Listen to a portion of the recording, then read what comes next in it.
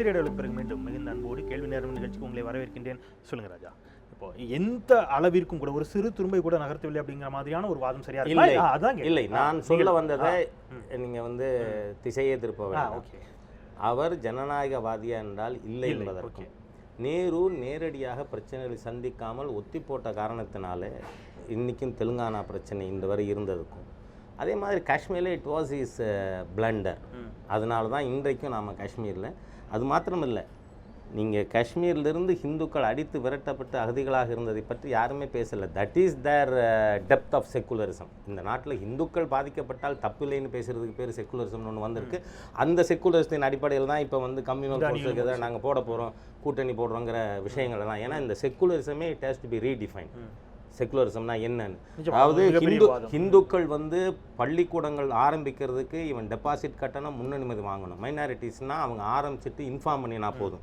அதாவது சிறுபான்மையினருக்கு அவருடைய வழிபாட்டு தலங்களை அவர்களே நிர்வகித்துக் கொள்வார்கள். இங்கு நாத்திகம் பேசுகின்ற அரசாங்கம் கூட கோவிலை நிர்வகிக்கும். இதெல்லாம் ஹிந்துக்கள் இரண்டாம் தர குடிமக்கள் நடத்துறது. இதுக்கு பேர் செக்குலரிசம்னா செக்குலரிசம் இல்லை. இந்த குழந்தைகளுக்கு இன்னும் கூட ஒரு கவனம் செலுத்துவதாக கணக்கில்லை. ஒரு கண்ணில் வெண்ணெய் ஒரு கண்ணில் சுண்ணாம்பு. அவை ஹிந்துக்களை, நான் கேரளாவில் ஒரு வாரமாக டூரில் இருக்கேன். எனக்கு பெரிய அதிர்ச்சி தரத்தக்க விஷயம், 55% ஹிந்துக்கள் இருக்கின்ற ஒரு மாநிலத்தில் பேங்க் டெபாசிட்ஸ் ஹிந்துக்களோடு 12% தான். ஆகவே எந்த அளவிற்கு இந்த செக்குலரிசம் என்பது ஒரு பெரும்பான்மை சமுதாயத்தையே சீர்குலைப்பதற்கு பேர் செக்குலர், அதை நாங்கள் ஏற்றுக்கல. ஆனால் எல்லா சமுதாயம் சமமாக நடத்தப்படனா செக்குலரிசம் சொன்னால் அதை நான் ஏற்றுக்கிறேன். சர்வதர்ம சமபாவம். இப்போ நீங்கள் அவர் நேருவின் மீதான ஒரு பார்வையை வைத்திருக்கிறார். முற்றிலும் இல்லை என்று மறுக்க முடியாது. ஆனால் ஒரு ஜனநாயகவாதியா என்றால் அதில் நிச்சயமாக அது விவாதத்திற்கு உட்பட்ட பொருள் ஒன்று. இன்னொன்று, இவர்கள் பேசுகின்ற செக்குலரிசம் அப்படிங்கிறது விவாதத்திற்கு உட்பட்டது.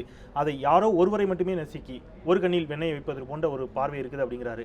இந்த அடிப்படையில் மட்டுமே இடதுசாரி உள்ளிட்டவர்கள் ஒன்று சேர்கிறார்கள் அப்படின்னு சொன்னால், பிஜேபியை எதிர்ப்பது அப்படிங்கிறத தாண்டி பொருளாதார ரீதியிலான உங்களுக்கான கொள்கைகள் இருக்கின்றன, வெளியுறவு கொள்கைகள் உங்களுக்கு என்று தனி கொள்கைகள் இருக்கின்றன. முற்றிலுமாக நீங்கள் காங்கிரஸிலிருந்து சரி பாஜகவிலிருந்து சரி வேறுபட்ட கொள்கைகளை கொண்டவர் என்று சொன்னால், ஏதோ ஒரு அடிப்படையில் பாஜகவை மட்டும் எதிர்த்து காங்கிரஸோடு இணைய வேண்டும் என்று சொன்னால், அவர் சொன்ன அடிப்படையில் மட்டுமே தான் இந்த கூட்டணியை எல்லாம் தீர்மானிக்கிறீர்களா? இல்லை, இப்போ கூட்டணி இல்லை, ஒருவேளை ஏற்கனவே கடந்த ஆண்டு இதற்கு முன்பு தீர்மானிக்கப்பட்டதும் சரி, இல்லை இனி அந்த மாதிரியான ஒரு சூழல் உருவானாலும் சரி, அது அடிப்படையில் இருக்கிறது.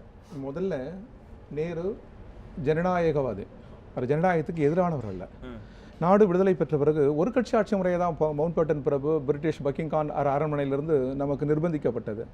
அம்பேத்கர் போன்ற மேதைகளுடன் கலந்து ஆலோசித்து இந்தியா பல கலாச்சார பண்பாடு கூறுகளை கொண்ட ஒரு நாடு, இதை அடையாளப்படுத்துவதற்கு பல கட்சிகள் இயங்க முறை கொண்ட ஒரு நாடு வேணும் நமக்குனார். இல்லை பிரிட்டன் அமெரிக்கா பார்த்தாங்க, இந்தியாவை அவர்கள் பார்க்கட்டும் அப்படின்னு ஒரு புதிய வழிமுறையை திறவுகோலை ஜனநாயகத்துக்கு திறந்து விட்டவரே நேரு. நவ இந்தியாவின் சிற்பி அவர்.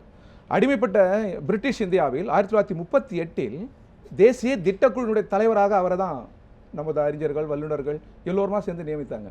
பிரிட்டிஷ் அதை எதிர்த்தது. அன்னைக்கு அவர் சிந்தையில் உயர்த்தது தான். அன்னைக்கு சோவியத் யூனியன் போன்ற நாடுகள் உயர்த்தி விட்டது. அப்போ இதெல்லாம் கணக்கில் எடுத்து அவர் சொல்கிறார், பொதுத்துறை அவர் தான் பண்ணார்.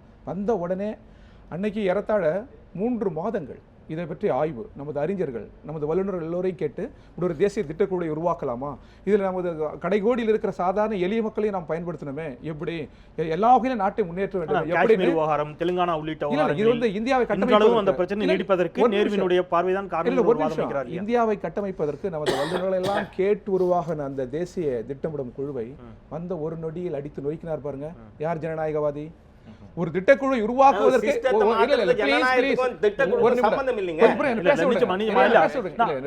நீங்க பேசுங்க. அதாவது ஒரு தேசிய திட்டக்குழு உருவாக்குகிற பொழுது எல்லோருடைய கருத்தையும் கேட்கிறார். ஆனா இதை மாற்றி அமைக்கிற பொழுது ஏதாவது நாடாளுமன்ற விவாதம் நடைபெற்றதா, கருத்தறியப்பட்டதா? அப்ப இதில் யார் கொஞ்சம் பொறுமையா யார் ஜனநாயகவாதி? இல்ல, நீங்க ஜனநாயகம் அப்படிங்கிறது திட்டக்குழுவை கலத்தது அல்ல பிரச்சனை. ஆனால் அதற்கான ஜனநாயக கருத்து மக்களை கூட கேட்டிருக்காரு. தயவு செய்து போய் சொல்ல வேண்டாம். பார்லிமெண்ட்ல எங்க டிபேட் நடந்தது? பார்லிமெண்ட்ல எங்க டிபேட் நடந்தது? ஐயா, நீங்க எங்க அறிமுகப்படுத்துனீங்க? எடுக்கிறதுக்குள்ள எதுக்குங்க நீங்க பேசுறீங்க? கொஞ்சம் பொறுங்க. அதாவது அவர் ஒரு இல்ல, நான் உண்மையை சொல்லிறேன்.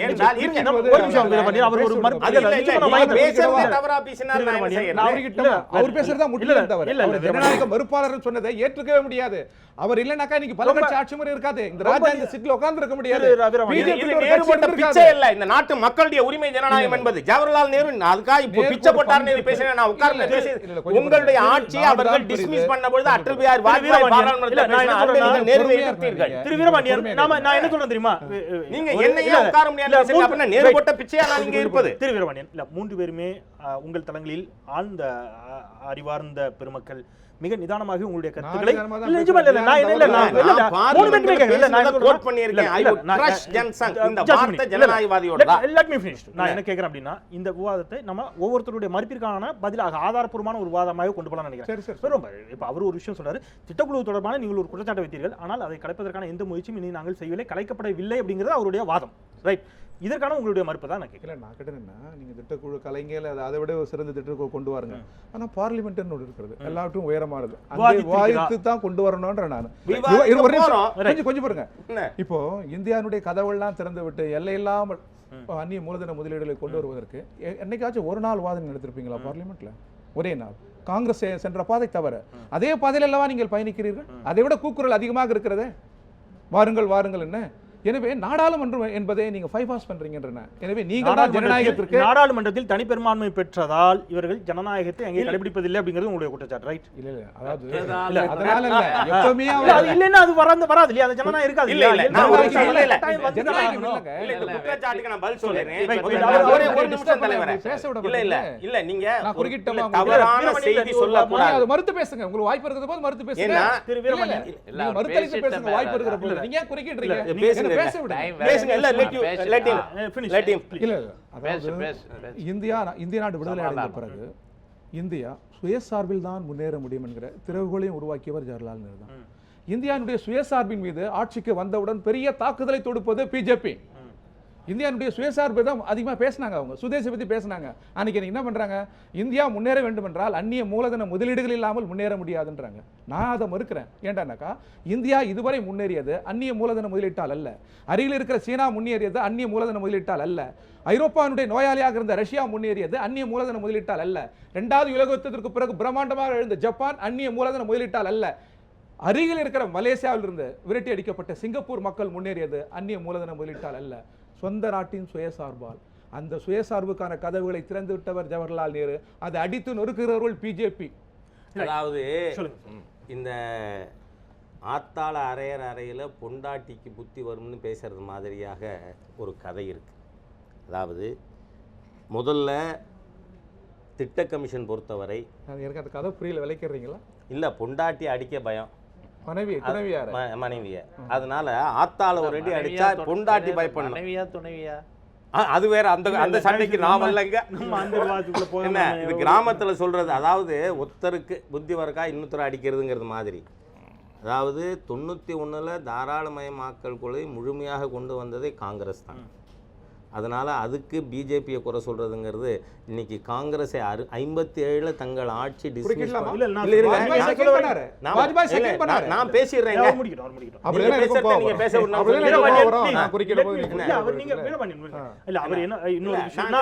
எனக்கு 2 மினிட்ஸ் போதும். சொல்லுங்க. அதாவது திட்ட கமிஷன் பற்றி பாராளுமன்றத்தில் எப்போ வரணும்? பாராளுமன்றத்தை அரசாங்கம் முடிவெடுக்கும் பொழுது வருவோம். இப்போ மோடி அவர்கள் பொதுமக்களே இதுக்கு ஆல்டர்னேட்டிவ் சிஸ்டம் எந்த மாதிரியாக இருக்கலான்னு கருத்து கேட்டிருக்காரு. இது இன்னும் லார்ஜர் டெமோக்ராட்டிக் மெஷர். அதனால் 2வது, இந்த நாட்டில் முதல்ல கம்யூனிஸ்ட் சர்க்கார் வந்ததை டிஸ்மிஸ் பண்ணது காங்கிரஸ், அதை அன்னைக்கு கண்டம் பண்ணது ஜனசங்கம், அடல்ஜி. என்ன அப்போ இவர்கள் காங்கிரஸை எங்களோடு சேர்ந்து ஜனநாயகத்தை கொலை பண்ணிட்டு அப்படின்னு சொன்னவங்க தான். ஆனால் இன்றைக்கி இவங்களுக்கு அரசியல் நிர்பந்தம். காரணம், இன்றைக்கி CPM single digit, CPI single சீட்டுங்கிற நிலைக்கு வந்த பிறகு இவரால் இனிமேல் தனியாக அரசியல் நடத்த முடியாதனால கொழுகும்பு தேடி காங்கிரஸ் மாநாட்டிற்கு போய் இருக்கிறார்கள். அதற்காக இன்றைக்கி காங்கிரஸுக்கு இவர்கள் வக்காலத்து வாங்கட்டும், அதை பற்றி எனக்கு ஆட்சேபனை இல்லை. அவர் பதிவு பண்ணுகின்ற போது ஒரு விஷயத்தை சொன்னார், காங்கிரஸ் தவறான பொருளாதார கொள்கைகளை தான் கடைபிடித்தது, ஆனால் இவர்களும் ஏன் அதை தொடர வேண்டும் அப்படிங்கிறது அவருடைய வாதமாக இருக்குது. இங்கே பாருங்கள், நாங்கள் எது இந்தியாவில் ஃபாரின் இன்வெஸ்ட்மெண்ட் வரணும், எதில் வரக்கூடாது. அதாவது நம்ம கம்ப்யூட்டர் சிப்புக்கு ஃபாரின் டெக்னாலஜி இருக்கலாம், பொட்டேட்டோ சிப்புக்கு தேவையில்லை. இந்த அரசாங்கம் மேக் இன் இந்தியா, இந்தியாவில் உற்பத்தி செய்யுங்கள் என்கின்ற எண்ணத்தையும், development should be a mass மூமெண்ட்டுங்கிற கண்ணோட்டத்தோடு மோடி அவர்கள் போய்கொண்டு இருக்கிறார்கள். எங்களுக்கு 5 ஆண்டுகளுக்கு பிறகு நீங்கள் இந்த போன பாதி சரியா இல்லையா ஜட்ஜு பண்ணி தாராளமாக மக்களிடம் போகலாம், இணைந்து போகலாம் மற்றவர்களோடு, அதை பற்றி எங்களுக்கு ஆட்சேபனை இல்லை. ஆனால் எதற்கெடுத்தாலும் நடக்காத ஒன்று பாராளுமன்றத்தை பைபாஸ் பண்ணிட்டாங்கன்னா பண்ணவே இல்லை. ஏன்னா ஒரு செஷன் நடந்திருக்கு, பட்ஜெட் செஷன். அந்த பட்ஜெட் செஷனுக்கு அப்புறம் அடுத்த செஷன் வரும்பொழுது எல்லா விஷயங்களும் பாராளுமன்றத்தில் நிச்சயமாக விவாதிக்கப்படும். அது மட்டுமில்லை, நீங்களே கூட விவாதத்திற்கு அதை கொண்டு வர முடியும். என்றால் பாராளுமன்றத்தை நாங்கள் நடத்த மாட்டோம், நாட்களை குறைப்போம், பைபாஸ் பார்லிமெண்ட், அந்த மாதிரி எந்த விதத்திலும் நாங்கள் இறங்கலை. நாங்கள் முழுசாக ஜனநாயகத்தில் நம்பிக்கை இருக்குது. ஏன்னால் ஜனநாயகத்தால் தான் நாங்களே பெரும்பான்மைக்கு வந்துடுறோம். திரு பலராமன் நிறையவே நோட் பண்ணி வச்சிருக்கிறீங்க மறுப்பு. நிச்சயமாக இப்போ ஒரு வரியில் சொல்லிடுறேன். 2 தலைமுறை இந்த தேசத்தை கெடுத்து விட்டார்ன்றது ராஜா. அந்த வார்த்தை நான் சொல்லலை, கெடுக்கலன்னு சொல்லலை, ஆனால் சொன்னதனுடைய தலைமுறை பாதிக்கப்பட்டதற்கு கூட அவருடைய அணுகுமுறை காரணம். பாதிக்கப்பட்டதுன்னு சொல்லிடுறேன். ரைட், ஓகே, இல்லை, ஒரு வரியில் மறுக்கிறேன். 2வது, அவர் இங்கே பேசும்போதே நீங்கள் கவனிக்காமலே இருக்கிறீங்க, நான் அதையும் கவனித்தேன். என்னன்னா, ஒரு மதம் சார்ந்த பிரச்சாரத்தை தொடங்கியிருக்கிறாங்க. ஒரு மெஜாரிட்டி மதமான இந்துக்களுடைய நிலை என்ன கேரளாவில், மெஜாரிட்டி மதமான இந்துக்கள் நிலை என்ன காஷ்மீரில் அப்படின்னு. இதை காஷ்மீர் ஏற்கனவே இந்தியாவில் இருந்தா மாதிரி, அவன் தனியாக நாமளே விட்டுட்டா மாதிரி ஒரு தவறான பிரச்சனையை பேசக்கூடாது. தெலுங்கானாவும் ஆந்திராவும் இந்தியாவோட அப்புறம் பேசிக்கிறேன். காஷ்மீர் பிரச்சனையை பொறுத்த மட்டும் மவுண்ட் பேட்டனுடைய இழுப்புக்கு போக வேண்டிய நிர்பந்தம் நேருவுக்கு இருந்தது என்பதை மறுக்க முடியாது. அது ராஜாவும் ஒத்துக்குவார். நான் அதனால தான் அவர் போட்டது தப்புன்னே. மவுண்ட் பேட்டனை போட்டதே தப்பு, இந்த தேசத்தில் போட்டது தப்பு இல்லை, உங்களுக்கு வேற வழி இல்லை அந்த நேரம், அது இருக்கட்டும். அதனால் அன்னைக்கு காஷ்மீர் பிரச்சனையில் அந்த 2-3 நாள் விட்டுருந்தா நாம் முழுமையாக அவர்களை வெளியேற்றிருக்கலாமே, முழு காஷ்மீரும் இந்தியாவோடு இருந்திருக்குமே அப்படின்னும் போது மவுண்ட் பேட்டன் பிரேக் போட்டுக்கினே இருக்கார். போட்டுட்டு அவருடைய வற்புறுத்தலால் தான் நேரு கூட ஐநா சபைக்கு கொண்டு போக வேண்டிய அவசியம் ஏற்படுகிறது. இந்த நாடு விடுதலை பெற்றது என்று சொல்லுகிற போது நிம்மதி என்று ஒன்று இருந்ததான்னா, நேரு அந்த விடுதலை உரையை ஆற்றுகிற போது நெருப்பின் மீது நின்று பேசுகிறார். ஏன்னா அவரை சுற்றி பிணங்கள் விடுகின்றன, இரத்த ஆறுகள் ஓடுகின்றன, வருகிற செய்திகள் எல்லாம் தாங்க முடியாத செய்திகள். அதை மறந்து நான் என்ன பேசினேன் என்பதே எனக்கு தெரியவில்லை என்று நேரு பேசுகிற அளவுதான் இன்று நாடு இருந்தது. ஆகையினால் அன்னைக்கு இந்த நாட்டை அமைதிப்படுத்தி இவ்வளவு பெரிய தேசத்தை எப்படி அழைத்து செல்வோம் என்கிற நிர்பந்தத்தில் நேரு இருந்தார், மறந்துடக்கூடாது. இந்த நேரு என்பது ஏதோ இந்தியா என்பது ஒரு எல்லைக்குள் இல்லை. இது அதுக்கு முன்னாடி 56 தேசமாக இருந்தது. அதுக்கப்புறம் அது 565 சமஸ்தானமாக இருந்தது. அதுக்கப்புறம் இப்போ மாநிலங்களாக பிரிஞ்சிருக்கு. அதில் மொழின்னு பார்த்தீங்கன்னா 1632 மொழிகள் இந்தியாவில் பேசப்பட்டது. 184 மதங்கள், இந்து மதம் மாதிரி, கிறிஸ்துவ மதம் மாதிரி, ஜைன மதம் மாதிரி இருக்கிற மதங்கள் 184. கிட்டத்தட்ட மண்டல் கமிஷனுடைய ரிப்போர்ட் படி 3800 ஜாதிகள் இந்தியாவுக்கு. ஒட்டுமொத்தமாக சேர்த்தீங்கன்னா 7000 ஜாதிகள் வரும். இதெல்லாம் இணைத்தது யார் அப்படிங்கிறது இந்த இப்படி பிரிவினையில் இப்படி பல்வேறு நிலைகளில் இருந்த மக்களை ஒன்று திரட்டித்தான் இந்த ஆட்சி அமைகிறது. ஒரே இந்தியா, ஒரே நாடு, ஒரே பாரதம் என்று இல்லை. அந்த இணைத்த பெருமை நேரு என்கிற நிச்சயமாக அவர்கள் மாறுபடுவார்கள். நிச்சயமாக இப்போ கேரளாவில் போன 55% இந்துக்கள் இருக்காங்க, ஆனா அவங்களுக்கு சேமிப்பு இல்லை.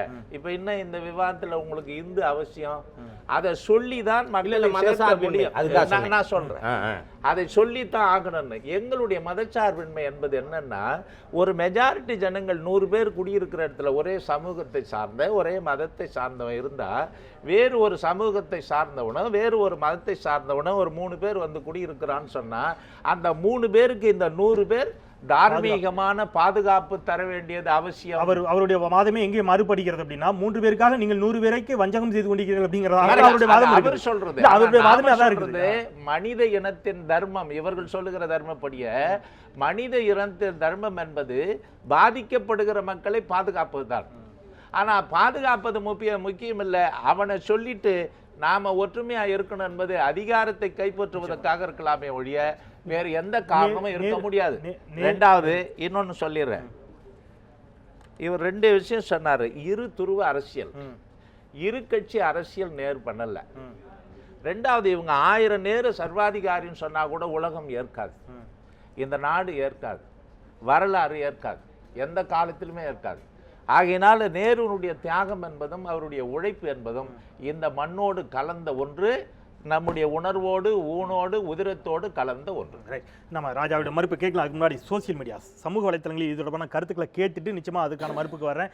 சமூக வலைத்தளங்களில் இது தொடர்பான இந்த வாதம் தொடர்பான கருத்துக்கள் என்ன மாதிரி பதிவு செய்யப்பட்டிருக்கிறது அப்படிங்கிறத பார்க்கலாம். தேவேந்திரன் நம்மத்தில் இணைந்திருக்கிறார். தேவா, சொல்லுங்க, சமூக வலைத்தள ஆர்வலர்கள் என்ன மாதிரியான கருத்துக்களை பதிவு செய்திருக்கிறார்கள்?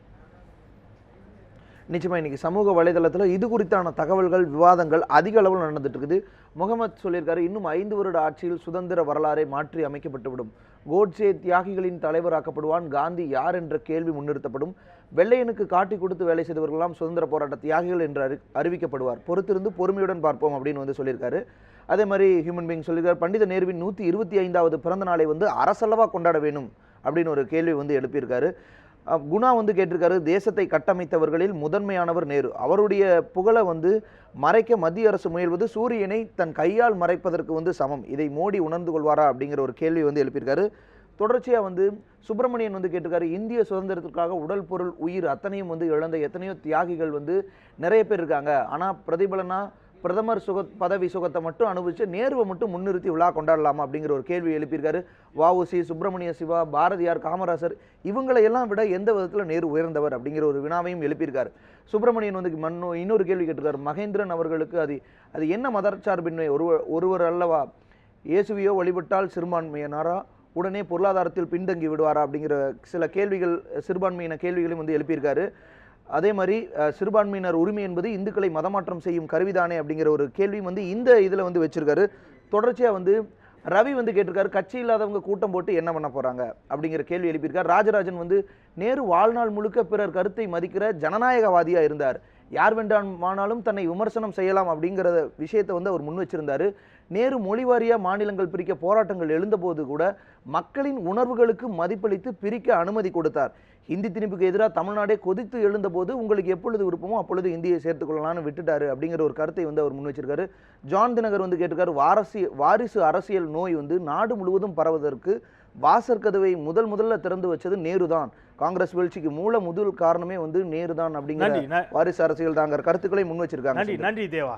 நிறையவே மாறுபட்ட கருத்துக்கள் சமூக வலைத்தளங்களில் பதிவு செய்யப்பட்டிருக்கின்றன. நம்முடைய விவாத அரங்கிற்கு மிகவும் ஏற்புடைய கருத்துக்களாக அவை அமைந்து கொண்டிருக்கின்றன. நன்றி எங்களோடு உங்கள் சமூக வலைத்தள கருத்துக்களை பகிர்ந்து கொண்டதற்கு. சொல்லுங்க ராஜா, சமூக வலைத்தள கருத்துக்கள் இரண்டு பக்கமே வந்திருக்கிறது. பாஜக மீதான விமர்சனம். அவர்களிடம் ஒரே ஒரு கேள்விதான், சிறுபான்மை கல்வி நிறுவனங்களுக்கு இருக்கின்ற அதே உரிமைகள் ஹிந்து கல்வி நிலையங்களுக்கும் இருக்கின்ற காரணத்தால் சிறுபான்மையினர் எப்படி பாதிக்கப்படுவார்கள்?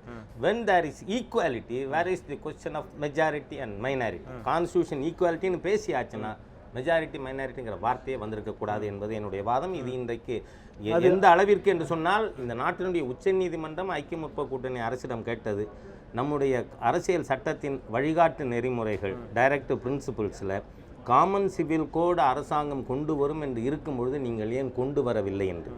ஆகவே நீங்கள் தொடர்ந்து நம் நாட்டில் ஒரு மதசார்பின்மை என்கின்ற ஒரு அடிப்படை உருவாக்குவது என்பதே ஒரு குறிப்பிட்ட சாராருக்கு சலுகைகளை கொடுத்து ஒரு பெரும்பான்மை சமுதாயம் அது ஒற்றுமையாக இல்லாத காரணத்தால் அதை நசுக்குகின்ற முறை. இன்னைக்கு கேரளாவில் 55% இருக்கின்ற மக்கள் பிச்சைக்காரர்களாக்கப்பட்டு வருகிறார்கள். 12% தான் வங்கி டெபாசிட் அவங்கள்ட்ட இருக்கு.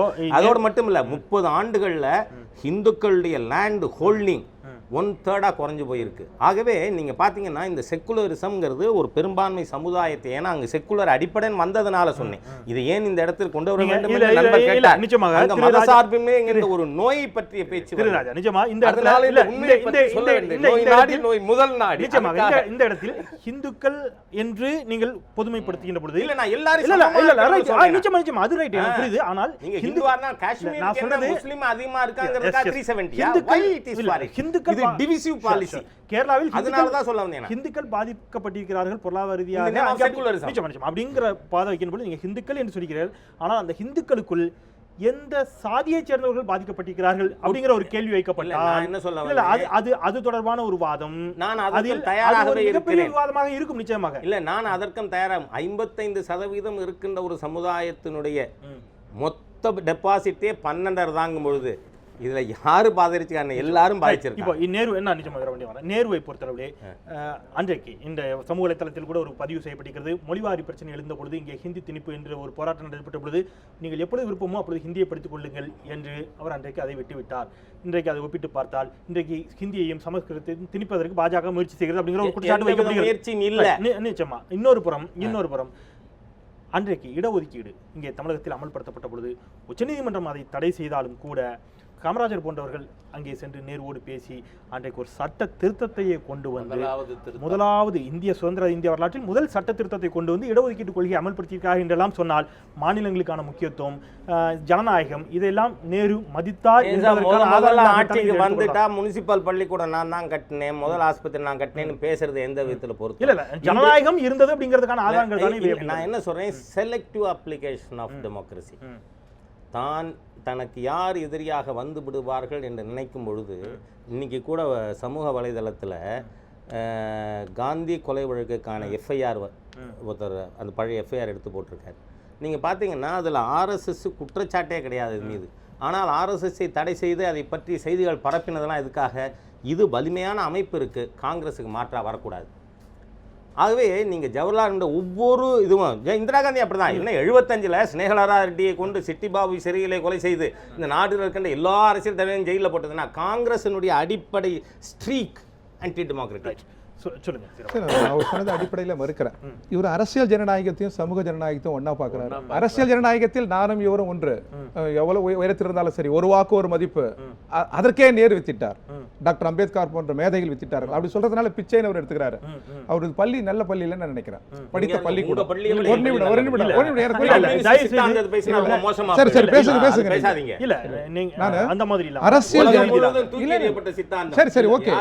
அது பரவாயில்ல. உங்களிடமிருந்து இத்தகைய சொற்கள் தான் வரும். எனவேதான் உங்கள் பள்ளிக்கூடத்தை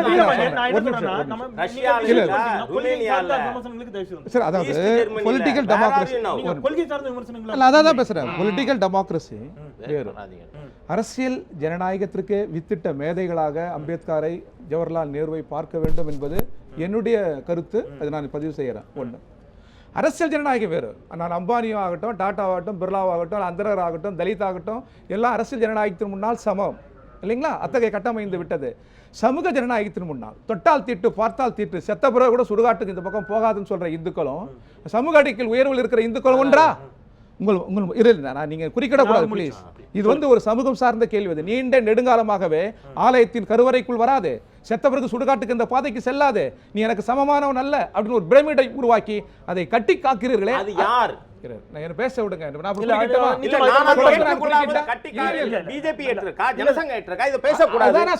இந்த அடிப்படைவாதம் அத்தனை மத ஏற்கிறது.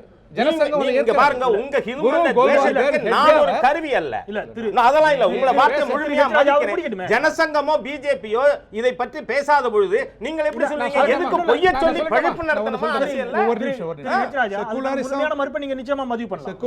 இல்லங்க, இவங்க எப்பவுமே தான் இல்ல நம்ம முழுமையா நீங்க மறுப்பு தெரிவிக்கலாம். ஒரு மதசார்பற்ற நாடு அரசியல் சாசனத்தால் அங்கீகரிக்கப்பட்டிருக்கிறது இல்லையா? மதசார்பின்மை. ஒரு இந்திய பிரதமர் இப்போ வந்திருக்கிறார் இல்லைங்களா? அவர் என்றைக்காவது ஒரு நாள் இந்து, முஸ்லீம், கிறிஸ்தவர்கள் 3 பேரும் சொந்த சகோதரர்கள், அதுதான் இந்திய கலாச்சாரம், அதுதான் இந்திய பண்பாடு என்று என்றைக்காவது ஒரு வார்த்தையை சொன்னது உண்டா? குஜராத்ல அந்த மத கலவரங்கள் நடைபெற்றது. அப்பொழுது கூட இல்ல இல்ல, நான் சொல்ல வந்தது அனுமதிக்கணும். காந்தி நீங்க விவாதத்தின்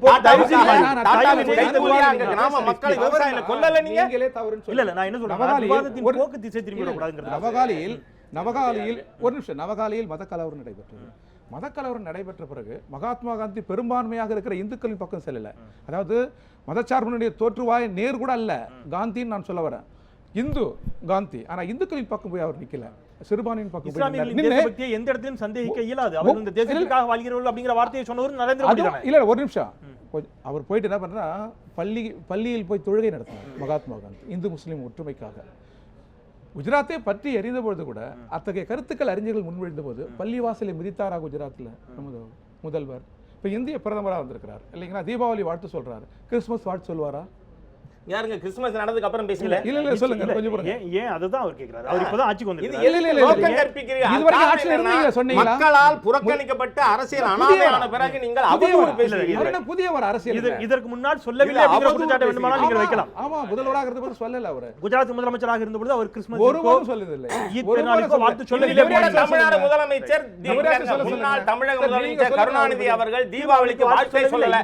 அதை கண்டிக்கிற தைரியம் இருக்கா கம்யூனிஸ்டுகளுக்கு? அது ஒரு கேள்வி வருகிறது. இல்ல நம்ம இப்பொழுது நடந்த தீபாவளிக்கு கூட முன்னாள் தமிழக முதலமைச்சர் கருணாநிதி அவர்கள் இந்த ஹிந்துக்களுக்கு வாழ்த்து சொல்லல. திரு ஹெச் ராஜா கண்டிக்கிறீங்களா? திரு ஹெச் ராஜா நம்ம திரு வீரபாண்டியன் அப்புறம் நீங்க அப்ப பேசாதீங்க. திரு வீரபாண்டியன் அது தப்பு இல்லைன்னா இதை நீங்க பேசக்கூடாது. திரு வீரபாண்டியன் அப்ப முதல்வர் திரு வீரபாண்டியன் திரு ஹெச் ராஜா நம்ம தொடர்ந்து அவருக்கு ஒரு நியாயமா இல்ல நம்ம இந்த ஏன்னா இந்த நாத்திகவாதிகளுக்கே ஒண்ணா கூடியவாங்க. திமுக கம்யூனிஸ்ட் ரெண்டு நாத்திகவாதி நின்று தயவு செய்து நம்ம வாதத்தை நகர்த்தலாம். இல்ல இந்த மாநாட்டில் தமிழகத்திலிருந்து கலந்து கொண்ட போலாம் இருக்க குறைந்த நேரத்துக்குள் நம்ம இன்னும் கூட நிறைய நகர்த்த வேண்டியிருக்கிறது. இந்த மாநாட்டில் தமிழகத்திலிருந்து கலந்து கொண்ட சட்டப்பேரவை உறுப்பினர் விளங்கோடு சட்டப்பேரவை தொகுதியினுடைய உறுப்பினர் விஜயதரணி நமதில் டெல்லியிலிருந்து நேரலில் இணைந்திருக்கின்றார். இந்த மாநாடு குறித்த ஒரு 2 கேள்விகளை மட்டும் அவரிடம் வைக்கலாம். வணக்கம் விஜயதரணி. வணக்கம். இப்போ இந்த மாநாடு 2 நாள் மாநாடு அங்கே நடைபெற்றுக் கொண்டிருக்கிறது. இந்த மாநாட்டினுடைய நோக்கம் அப்படிங்கிறது நேருவை பெருமைப்படுத்துவதா அல்லது காங்கிரஸை பலப்படுத்துவதா? மிகச் சுருக்கமாக.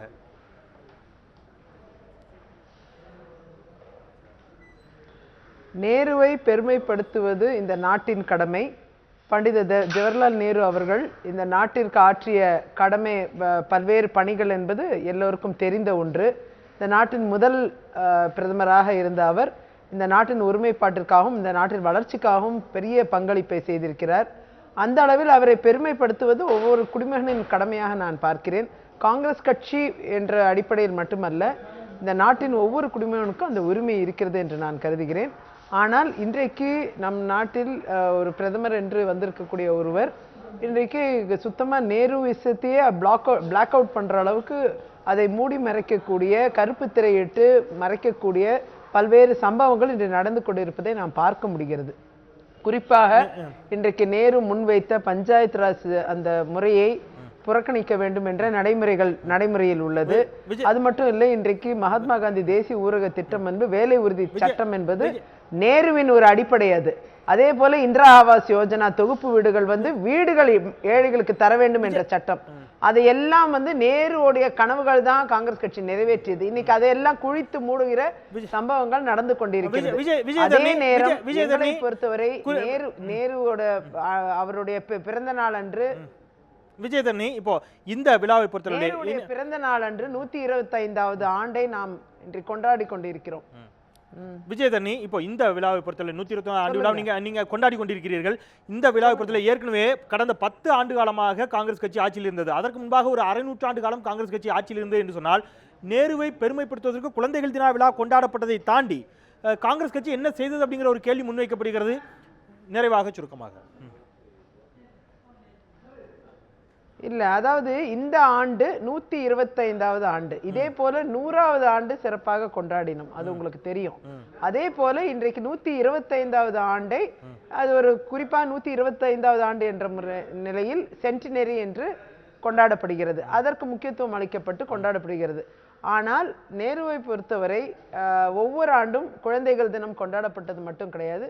குழந்தைகளுக்கான திட்டங்கள் இந்த நாட்டில் பல்வேறு நிதிகளை காங்கிரஸ் ஆட்சி காலத்தில் வழங்கப்பட்டு குழந்தைகளின் திட்டம் சர்வ சிக்ஷா அபியான், ராஷ்டிரிய சர்வ சிக்ஷா அபியான் என்று பல்வேறு திட்டங்கள், குழந்தைகள் கல்லூரி மாணவர்கள் என்று அவர்களுக்கான திட்டங்கள், அரசு கல்லூரிகளை உயர்த்துவது, புதிதாக வழங்குவது, அது மாதிரி இலவச கல்வி, இது போன்ற கட்டாயமாக கல்வி கற்கும் திட்டம், இது போன்ற பல்வேறு திட்டங்களை காங்கிரஸ் கட்சி தான் கொண்டு வந்தது.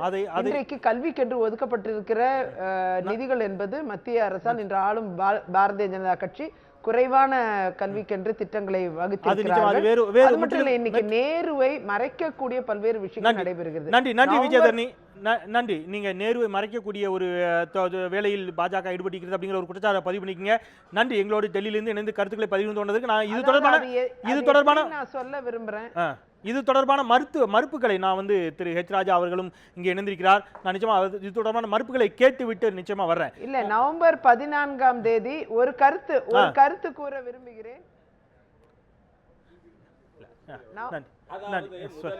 இல்ல நீங்க உங்களுக்கான மறுப்பை நான் ஹெச் ராஜா கேட்டே கூட உங்ககிட்ட வரேன். சொல்லுங்க ஹெச் ராஜா. சர்வ சிக்ஷா அபியான் வாஜ்பாய் அவர்கள் பிரதமராக இருந்தபொழுது கொண்டு வரப்பட்டது. அதுக்கும் காங்கிரஸ் கட்சிக்கும் நேருக்கும் சம்பந்தம் இல்லை. எல்லாவற்றையும் விட நான் ஒரு விஷயத்தை ஒரு சர்வதேச அரங்கிலே எதை பேசுவது, நாட்டிற்குள் எதை பேசுவது என்ற ஒரு நாசுக்கு வேண்டும். திரு வாஜ்பாய் அவர்கள் பிரதமராக பொறுப்பேற்று முதன்முறையாக அமெரிக்கா போன பொழுது பத்திரிகையாளர்கள் அவரிடம் கேட்டார்கள், எதிர்கட்சியாக இருக்கின்ற சோனியா காந்தி பற்றி என்ன நினைக்கிறீர்கள் என்று. உடனே அவர் சொன்னார், இந்த மாதிரி ஒரு எதிர்கட்சி தலைவர் கிடைப்பதற்கு நான் கொடுத்து வைத்திருக்கிறேன். ஏனென்றால் காங்கிரஸுக்கும் பிஜேபிக்கும் இருக்கின்ற வித்தியாசங்களை, கருத்து வேறுபாடுகளை உள்நாட்டிலே பேசலாம். நாம் அது வந்து எந்த தப்பும் இல்லை. ஆனால் அதை வெளிநாட்டிலே இந்த நாட்டினுடைய உள்நாட்டு விஷயங்கள் பேசக்கூடாது. ஆனால் இன்றைக்கு ஜவஹர்லால் நேருவை பெருமைப்படுத்துவதற்காக ஒரு சர்வதேச அளவிலே பல நாட்டினுடைய தலைவர்களை நாங்கள் அழைத்திருக்கிறோம் என்று சொல்லிவிட்டு அந்த மாநாட்டிலே கம்யூனிஸ்டுகளிலிருந்து முன்னாள் சோஷியலிஸ்டுகளிலிருந்து எல்லாரையும் அழைத்து இங்கு பாரதிய ஜனதா கட்சி மதவாத அரசியல் நடத்துகிறது, அதுக்கு எதிராக மதசார்பற்ற சக்தியில் இணைய வேண்டும் என்றெல்லாம் பேசுவது எந்த அளவிற்கு இது சர்வதேச அளவிலே நாசுக்கான விஷயம் என்கின்ற ஒரு கேள்வியை நான் மக்கள் மன்றத்திலே வைக்க விரும்புகிறேன். நம்ம தொடர்ந்து விவாதிக்கலாம். இப்போ இந்த விவாதத்தை பொறுத்தவரை நேருவை தாண்டி நாம் அரசியல் கண்ணோட்டத்தோடு ஓரணியில் இணைவதற்கான வாய்ப்புகள் இருந்தாலும் அது ஜனநாயகபூர்வமானது, அதில் விவாதத்திற்கான காரணங்கள் ஒன்றும் இல்லை என்றாலும் கூட அதற்கான வாக்கு சதவீதங்கள் அடிப்படையிலான இந்த சக்திகள் எல்லாம் பாஜகவிற்கு எதிரான ஒரு அணி உருவாக்கப்பட்டால் அதனுடைய வாக்கு சதவீதம் என்ன, பாஜகவினுடைய வாக்கு சதவீதம் என்ன அப்படிங்கிறது தொடர்பான ஒரு புள்ளி விவரம் நம்மத்தில் இருக்கிறது. அதையும் கூட பார்த்துட்டு நாம் மீதம் இருக்கக்கூடிய அந்த அமர்வை தொடரலாம் அப்படின்னு நினைக்கிறேன். அந்த புள்ளி விவரத்தை நம்ம பார்க்கலாம். இது தொடர்பான ஒரு புள்ளி விவரம் நம்மத்தில் இருக்கிறது.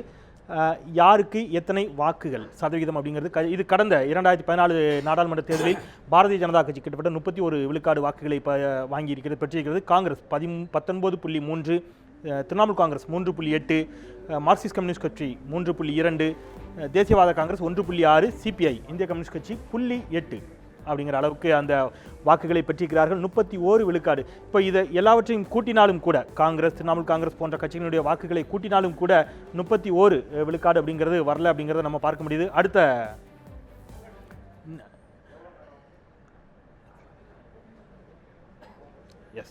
கிட்டத்தட்ட மொத்தமாகவே 28.7 விழுக்காடு வாக்குகள் தான் இந்த கட்சிகளுடைய ஒன்றிணைந்தால் பெற்றிருக்கக்கூடிய வாக்குகளாக பார்க்கின்ற பொழுது பாரதிய ஜனதா கட்சி 31 விழுக்காடு வாக்குகளை பெற்றிருக்கிறது அப்படிங்கிறத பார்த்தோம் என்று சொன்னால் இதை எப்படி எடுத்துக்கொள்வது? இத்தனையும் இணைந்தாலும் கூட இப்பொழுது வைத்திருக்கக்கூடிய வாக்குகளின் அடிப்படையில் பாரதிய ஜனதா கட்சியினுடைய வாக்கு சதவீதத்தை எட்ட இயலவில்லை என்று சொன்னால் ஏன் பாரதிய ஜனதா கட்சிக்கு இத்தனை பெரும்பான்மை கிடைத்தது, இவ்வளவு மக்கள் வாக்களித்திருக்கிறார்கள், எங்கே நாம் பின்தங்கி இருக்கிறோம் என்ற சுய பரிசோதனையை ஏன் இடதுசாரிகள் உள்ளிட்ட கட்சிகள் செய்ய தயங்குகிறார்களா, செய்யவில்லையா, எங்கு பிரச்சனை அப்படிங்கிறத நீங்க உணர்றீங்க? பிரச்சனை நாங்கள் இந்த இந்தியாவில் 3 முறை தடைக்குள்ளானவர்கள். நாங்கள் ஒரு ஜாதியோ மதங்களையோ பிரதேச வரிகளையோ முன்மொழிந்து வாக்குகளை கேட்பதில்லை. 2, எந்த கார்ப்பரேட் முதலாளியிடமும் நிதி பெற்று அதை தேர்தலில் பயன்படுத்துவதில்லை. கம்யூனிஸ்டுகளுக்கு ஒரு சிக்கல் இருக்கு, கொள்கை வழி அரசியல் நடத்துறோம். இடறினாலும் வீழ்ந்தாலும் நாட்டு மக்களுக்கு கொள்கை. இன்றுள்ள இந்த முதலாளித்துவ கொள்கைக்கு மாற்றாக சமதர்ம கொள்கை, அரசியலிலும் சமூகத்திலும் நீடிக்கக்கூடிய சமதர்ம கொள்கை. நான் கம்யூனிஸ்ட் கட்சி தோற்று போயிருக்கலாம், 8.8 தான். ஆனா நீங்க மணிப்பூர்ல இருந்து சென்னை வரைக்கும் கம்யூனிஸ்ட் கட்சி இயங்குகிற கட்சி, மாவட்ட அமைப்புகள் இருக்கிற கட்சி, ஒரு தேசிய கட்சிக்கான உருவம் கொண்ட கட்சி. அது வாக்குகளை பெற முடியவில்லை, ஏன்னா ஜாதி சொல்ல முடியல. அதால இல்ல நான் ஏன் பிரதேச வரிகளை பரப்ப முடியல. திருவீரமணி, நான் ஏன் இதை கேட்கிறேன் அப்படின்னா, ஒருவேளை பாரதிய ஜனதா கட்சி முன்வைத்த கொள்கைகளை மக்கள் ஆதரிக்கிறார்கள் என்று எடுத்துக்கொள்ளலாமா? இங்க வாக்குகளை பெறுகிற வெற்றி அப்ப நாளைக்கு தோத்து போயிட்டாங்கன்னாக்கா மக்கள் முழுவதும் நிராகரித்தாங்கன்னு சொல்லலாமா? இந்திய தேர்தல் முறையில் பெரும்பாலும் சீர்திருத்தங்கள் வரணும். நீங்க 10 லட்சம் வாக்குகளை பெறுகிற எங்களுக்கு ஒரு இடம் அப்படின்னாக்கா 2 லட்சம் வாக்குகளை பெற்ற 2 இடம் இருக்கு. தேர்தல் சீர்திருத்தம் குறித்தே சிந்திக்கணும். அது இன்னைக்கு சொல்ல சொல்ல நீண்ட காலமாவே நாங்கள் சொல்லிட்டு வந்திருக்கிறோம். பணம் ஒரு காரணியா இருக்கக்கூடாதுங்க. நான் ஒரு சொல்லி முடிக்கிறேன். ஜவஹர்லால் நேரு இருந்த போதே அந்த அமைச்சரவையில் சட்ட அமைச்சராக இருந்த அம்பேத்கர் ஜவஹர்லால் நேரு நேரில் பார்த்து சொன்னார், இது 60-70 கோடி மக்களை அடையாளப்படுத்துகிற அதிகார பீடம் இது இல்லைங்க, அரசியலுக்கான அதிகார இடம் இது.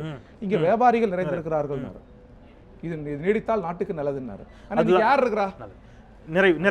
நிறைவாக சுருக்கமாக நம்ம 1967 11% வாக்குகள் பெற்று 2வது பெரிய கட்சியாக வாக்கு சதவீதத்தில் வந்தோம். அப்போ கூட எங்களுக்கு இருந்த சீட்டு 33 தான்.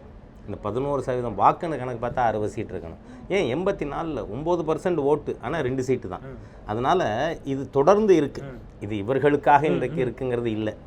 அதனால் இது ப்ரொபோர்ஷனல் ரெப்ரசன்டேஷன் இருக்கலாமா அல்லது லிஸ்ட் சிஸ்டம் இருக்கலாமா ஃப்ரெஞ்சு முறை போல் என்றெல்லாம் விவாதங்கள் இருக்குது. விவாதிப்போம், எது ப்ராக்டிக்கலோ அதில் பிஜேபி இஸ் ஓப்பன் மைண்டட். ஆனால் இந்த வாக்கு சதவீதம்லாம் கூட எடுபடாது. ஒரே ஒரு உதாரணத்தை சொல்லி நான் என் கருத்தை முடிக்கிறேன். மகாராஷ்டிராவில் பிஜேபி சிவசேனா ரெண்டும் சேர்ந்து வாங்கின ஓட்டு 31%. பிஜேபியும் சிவசேனாவும் தனித்தனியாக நிற்கிறதுன்னு முடிவு பண்ண உடனே இந்த 31 2 பேரும் பிரித்தா நாம் தனியாக நின்னாலே வந்துடலான்னு எதிர்கூட்டணியை 2ஆக பிரிஞ்சு இருந்தாங்க. ஆனால் நீங்கள் பார்த்தா இப்போ 33% பிஜேபி, சிவசேனா 19%. ஆகவே மக்கள் கூட்டணி வர்றதுனால பாலிடிக்ஸில் எப்பவுமே 2+2 is never 4, it may be 3 R it may be 6. அதனால அவங்க வர்றதை நான் ஒரு விதத்தில் வரவேற்கிறேன். ஒரு வலிமையான எதிர்க்கட்சியாக காங்கிரஸ், சோசியலிஸ்ட், கம்யூனிஸ்டுகள் கூட்டணி வருமானால் அதை நான் வரவேற்கவே செய்வேன். நிறைவாக ராஜா நிறைய சொன்னார். ரொம்ப அழுத்தமான ஒரு கேள்வி கேட்டார். இவரும் அதுக்குரிய பதிலை சொன்னார். மறைச்சி ஆர்எஸ்எஸ் அமைப்பு தான் அவருடைய தாய் அமைப்பு. அது காந்தியை சொல்லி மற்றதை சொல்லி நான் சொல்ல விரும்பலை, இல்லை சொல்ல விரும்பலை. ஆனால் அவங்களுடைய பிதாமகர் கோல்வால்கர் சொன்னார், இன்றைக்கி பிரைம் மினிஸ்டர் வெளிநாட்டில் போய் பேசுகிறாரு அகிம்சை பற்றி, காந்தியடிகளுடைய சிலையை திறந்து வச்சு. நான் மறுபடியும் சொல்கிறேன், அவர் சத்தியாகிரகத்தை ஏற்காதவர்கள். எங்களுக்கும் சத்தியாகிரகத்துக்கும் ஒத்து வராது. நீங்கள் அகிம்சை என்கிறீர்கள், நான் அதுக்கு நேர் எதிரடையானவன் கோல்வால்கர்.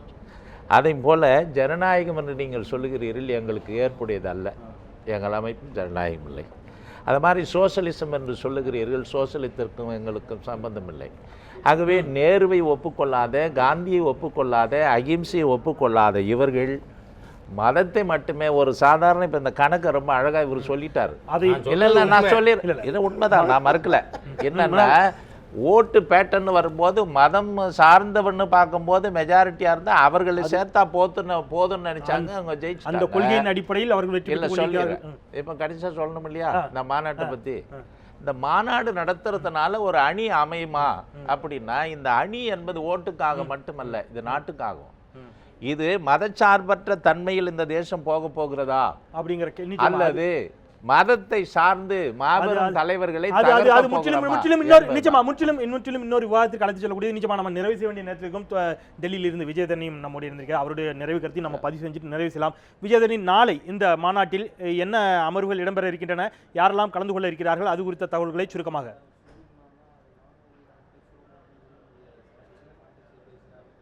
அதாவது நாளைய தினம் வந்து இந்த பிளெனரி செஷனோட க்ளோசிங் செஷன் நடைபெற உள்ளது.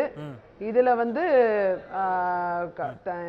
காங்கிரஸ் கட்சியின் முக்கிய தலைவர்களும் வெளிநாடுகளிலிருந்து வருகை தந்திருக்கும் சில நாட்டின் பிரதமரின் பிரதிநிதிகள், பூட்டான் நாட்டின் ராணி மற்றும் பல்வேறு கானா நாட்டுடைய பிரதமர் ஹமீத் கர்சாய் அவர்கள், ஆப்கானிஸ்தானோட முன்னாள் அதிபர் போன்ற பல்வேறு நபர்கள் இன்றைக்கும் கலந்து கொண்டிருக்கிறார். நாளைக்கும் நிறைய இது போன்ற உலக தலைவர்கள் பலரும் கலந்து கொண்டிருக்கிறார்கள். தற்பொழுது அவர் நண்பர் பாரதிய ஜனதா நண்பர் கூறியது போல ஒரு விஷயத்தை சொல்ல விரும்புகிறேன். இந்த சர்வதேச மாநாட்டில் நேருவின் பெருமைகளை அந்தந்த நாட்டுடன் நேரு அவர்கள் எவ்வாறான உறவை கொண்டிருந்தார், அந்த நாடுகளின் வளர்ச்சிக்காக அவர் என்ன செய்திருக்கிறார், இந்திய நாட்டில் அதனுடைய தொடர் பணிகள் என்ன நடைபெற்றது என்று உலக தலைவர்கள் எல்லாம் பேசினார்கள். இந்த சர்வதேச மாநாட்டில் நேருவின் பெருமை என்பது உலகளாவிய அளவில் பேசப்பட்டதாக. நன்றி விஜயதரணி. நேருவை பெருமைப்படுத்தக்கூடிய வகையிலேயே இல்லாமல் இந்த அரசாங்கம் இருந்து நன்றி மக்கள் இல்லை என்பது மக்கள் நிச்சயமாக நேரு பெருமைப்படுத்த. நன்றி விஜயதரணி. டெல்லியில் இருந்து கூட எங்களோடு இணைந்து உங்களுடைய கருத்துக்களை பகிர்ந்து கொண்டதற்கு உங்களுக்கு இந்த தருணத்திலே நன்றியை தெரிவித்துக் கொள்கின்றேன். 3 பேருமே உங்கள் தளங்களில் ஆழமாகவும் சில நேரங்களில் ஆவேசப்பட்டாலும் கூட மிகச்சிறப்பாக உங்கள் கருத்துக்களை பகிர்ந்து கொண்டீர்கள். தொடர்ச்சியான பணிகள் நிச்சயமா தொடர்ச்சியான பணிகள் 3 பேருக்குமே தொடர்ச்சியான பணிகள் இருந்தாலும் அதோடு எங்கள் நிலையத்திற்கு வந்து எங்களோட கருத்துக்களை பகிர்ந்து கொண்டதற்கு மிக்க நன்றி.